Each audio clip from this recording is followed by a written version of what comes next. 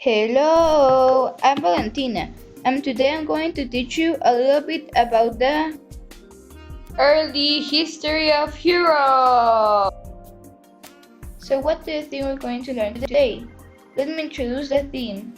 First, ancient Greece. Second, ancient Rome. Third, Middle Ages. So, let's get ready. Let's talk about the history of ancient Greece. Greek history. Greek history was an interesting look at a wonderful era of human invention, philosophy, art, and architecture. The early civilizations in Greece were in the two different areas, on the islands of Crete and the mainland of Greece. The Greek daily life. The daily life of an ancient Greek was very similar to our lives today. Of course, they didn't have a smart technology, but they did live in highly organized cities and well-done places. Architecture is the art of designing and creating buildings. Greek architecture is a very specific and inflation type of design, which was based off of the post and lintel system. The three main Greek architectural orders are Doric, Ionic, and Corinthian. They are Greek art. Ancient Greek culture was full of different types of art. Ancient Greeks decorated almost every part of their lives, from their buildings and city streets to the inside of their homes. Many objects in Greek life were created by themselves. The Greek food. Finding a great meal in ancient Greece would have been very easy. They ate a variety of delicious dishes, some of which are still around today. Most Greeks were farmers, and they ate the food that they grew. Now it's time to talk about the ancient Rome. Roman history.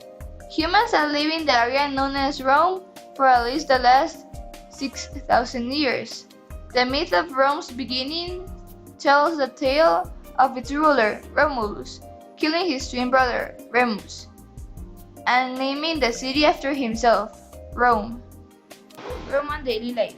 Daily life in ancient Rome often began with a light breakfast, bread and water. Men and boys wore togas and then later tunics, which are larger than a typical shirt. Women and girls also wore tunics. However, these reached their ankles and tied near the waist. Roman architecture. Like art and other aspects of ancient Roman culture, early Roman architecture borrowed heavily from Greek architecture. However, the Romans quickly adapted their own styles and were soon inspiring the architecture of many other countries. Inspired by Greek art, Roman artists focused on gods and goddesses, in addition to philosophers, politicians, and other well-known individuals. Artists used various methods to display their work including sculpture, paintings, pottery, reliefs, and architecture. The Roman food. The common Romans ate simpler food, but the rich Romans ate more tasty food and wines. They also ate potage, salads, mortum, rolled wild boar, dormouse, seafood, and desserts. And our last point is the Middle Ages. We're going to see two types of Middle Ages, the early Middle Ages and the late Middle Ages. The early Middle Ages.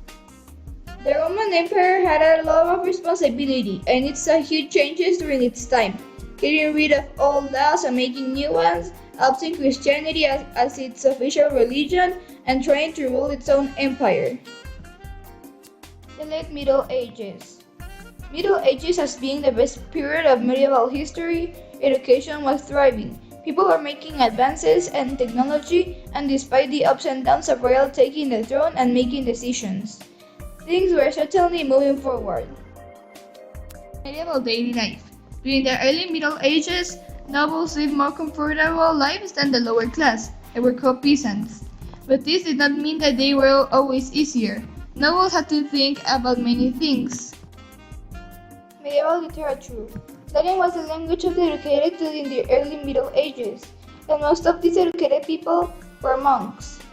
Texts were translated and written by hand, by monks who filled pages with words and complicated illustrations. I hope you liked the video. Thank you. Bye!